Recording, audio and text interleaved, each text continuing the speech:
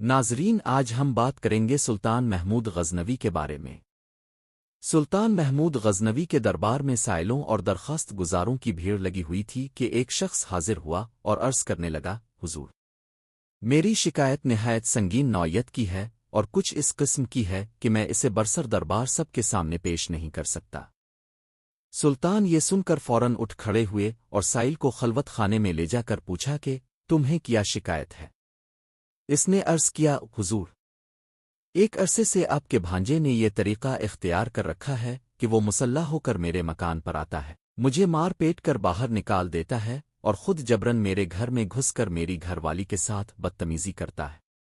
गजनी की कोई अदालत ऐसी नहीं जिसमें मैंने इस जुल्म की फरियाद न की हो, लेकिन किसी जगह मुझे इंसाफ ना मिला। हर कोई आपके भांजे का सुनकर चुप कर जाता है। जब मैं हर तरफ से मायूस हो गया तो आज मजबूरन जहां पना की बारगाह आलिया में इंसाफ के लिए हाजिर हुआ हूं। आपकी बेलाग इंसाफ और फरियाद रस्सी और रियाया से बेपना शफकत पर भरोसा करके मैंने अपना हाल अर्ज कर दिया है। खालिक हकीकी ने आपको अपनी मखलूक का मुहाफिज और निगहबान बनाया है। क़यामत में रियाया और कमज़ोरों पर मजालिम के नतीजे में अब खुदाए क़हार के रूबरू जवाबदेह होंगे।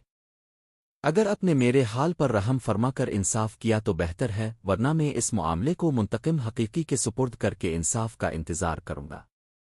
सुल्तान पर इस वाक़या का इतना गहरा असर हुआ कि वो बे-इख्तियार आबदीदा हो गए और साइल से कहा, तुम सबसे पहले मेरे पास क्यों न आए? तुमने नाहक अब तक ये जुल्म क्यों बर्दाश्त किया?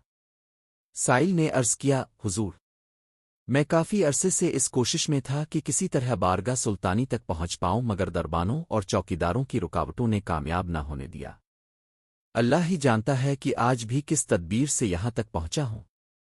सुल्तान ने साइल को इत्मीनान और दिलासा देकर ताकीद की कि इस मुलाकात और गुफ्तगू का किसी से जिक्र न करना, और अब जिस वक्त भी वो शख्स दोबारा तुम्हारे घर आए इसी वक्त मुझे इसकी इत्तिला कर देना। मैं इसको ऐसी इबरतनाक सज़ा दूंगा कि आइंदा दूसरों को ऐसे मजालिम करने की जुर्रत ना हो सकेगी। साइल ने अर्ज किया, हुजूर, मुझ जैसे गरीब के लिए ये कैसे मुमकिन हो सकेगा कि जब चाहूं बिला किसी मुज़ाहमत के खिदमत सुल्तानी में हाजिर हो जाओ और इत्तिला कर सकूं। सुल्तान ने ये सुनकर दरबानों को तलब किया और साइल को उनसे रोशनास करा के हुक्म दिया, ये शख्स जिस वक्त भी आए फौरन हमारे पास पहुंचा दिया जाए और किसी तरह की मुज़ाहमत न की जाए। इस मुलाकात के बाद 2 रातें गुजर गईं मगर साइल ना आया। सुल्तान को तशवीश हुई कि नामालूम इस गरीब को क्या हादसा पेश आया होगा। वो इसी फिक्र में परेशान थे कि तीसरी रात को साइल दौड़ता हुआ आस्ताना शाही पर पहुंचा। इत्तिला मिलते ही सुल्तान ने फी फौर सवारी निकाली और साइल के हमरा इसके घर पहुंचकर अपनी आंखों से वो सब कुछ देख लिया जो साइल ने उन्हें बतलाया था। इसके बाद सुल्तान ने 3 काम किए। कमरे में शमा जल रही थी। सुल्तान ने शमा बंद कर दी और खुद खंजर निकालकर इस बदकिरदार का सर उड़ा दिया। इसके बाद शमा रोशन कराई मकतूल का चेहरा देखकर बेसाख्ता सुल्तान की जुबान से निकला, अल्हम्दुलिल्लाह। फिर साइल से कहा कि पानी लाओ।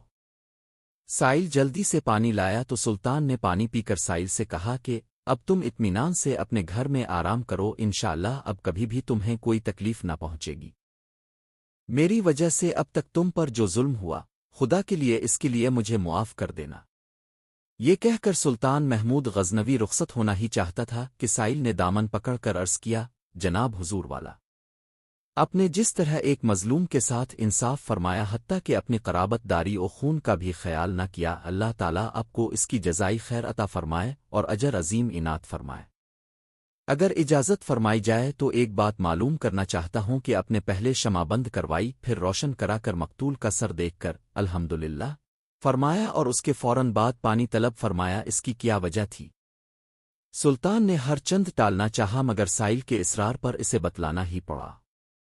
मेरे अजीज दोस्तों, सुल्तान महमूद गजनवी ने जो तारीखी जुमले बोले अब भी पढ़िए और सोचिए कि अदल व इंसाफ के तराजू पर फैसले करने वाले जज और हुक्मरान अब कहाँ चले गए। शमा बंद करने का मकसद ये था कि मबादा रोशनी में इसका चेहरा देखकर बहन के खून की मोहब्बत मुझे सजा देने से बाज ना रखे, और अल्हम्दुलिल्लाह कहने का सबब यह था कि मकतूल अपने आप को मेरा भांजा बताकर तुम्हें शाही ताल्लुक से मरूब करके अपनी ख्वाहिशात नफसानी को पूरा करने के लिए रास्ता साफ करता रहा। خدا کا کرم ہے اور ہزار بار شکر ہے کہ محمود غزنوی کے رشتہ داروں کا اس شرمناک بےہودگی سے کوئی تعلق نہیں ہے۔ یہ شخص میرا بھانجا تو دور میرا رشتہ دار بھی نہیں ہے۔ اور پانی مانگنے کی وجہ یہ تھی کہ جب سے تم نے اپنا واقعہ سنایا تھا میں نے عہد کر لیا تھا کہ جب تک تمہارا انصاف نہ کر لوں گا آب و دانہ مجھ پر حرام ہے۔ اب چونکہ میں اپنے فرض سے سبکدوش ہو چکا تھا اور مجھ پر پیاس کا شدید غلبہ تھا اس لیے میں پانی مانگنے پر مجبور ہو گیا تھا۔ یہ کہہ کر سلطان محمود غزنوی اس کے گھر سے نکل آئے اور اپنے اس انصاف کی بدولت تاریخ میں ہمیشہ ہمیشہ کے لیے امر ہو گئے۔